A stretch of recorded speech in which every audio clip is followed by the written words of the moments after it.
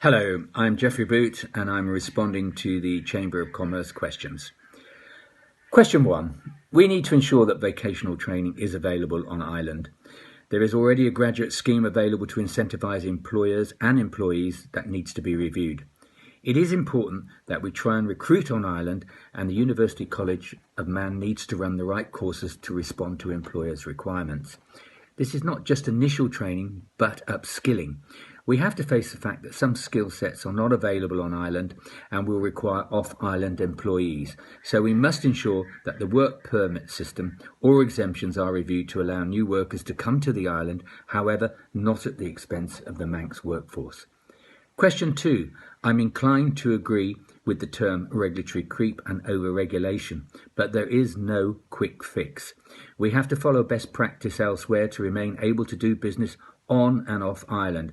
I would be happy to work with businesses where they can suggest improvements to the regulatory process, but that has to be balanced by public demand for up-to-date regulation. Question 3. Whilst Minister at DEFA, I have listened to the agricultural and fisheries communities and put in place long-term plans for their sustainability.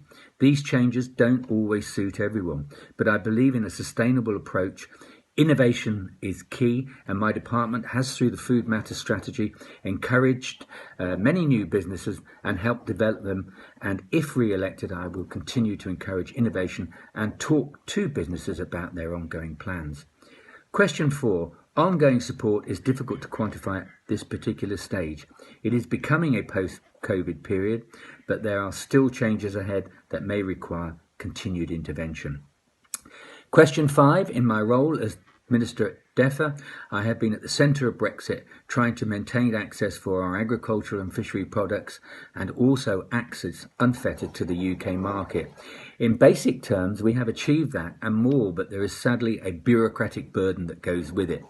There will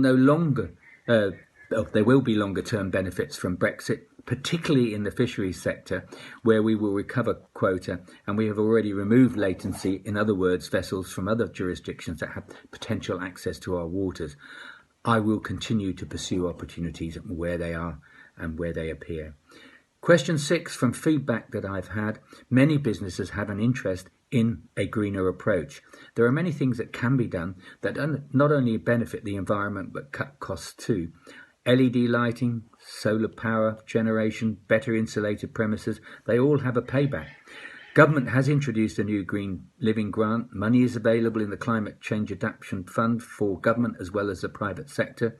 We are already engaging the business sector, and our future energy strategy will be important for businesses in terms of cost of cleaner, greener energy going forward, and that review is progressing and will be consulted upon. Question 7. Businesses are already involved in looking at sustainability and climate change.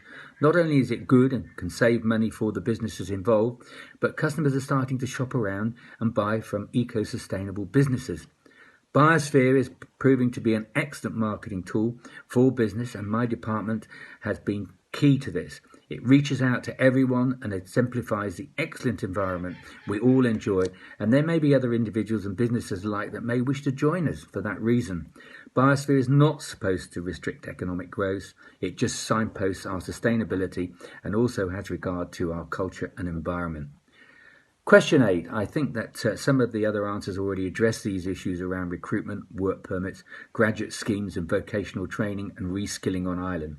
It's difficult to predict which sectors will be attracted to the Isle of Man, but certainly the pandemic and the ability to work remotely is already having an impact on employment patterns, and bearing in mind our biosphere and excellent environment, clean and safe, there is an opportunity to attract business and individuals to the island.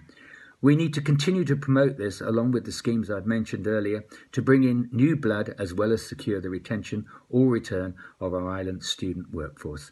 Thank you very much for listening to me.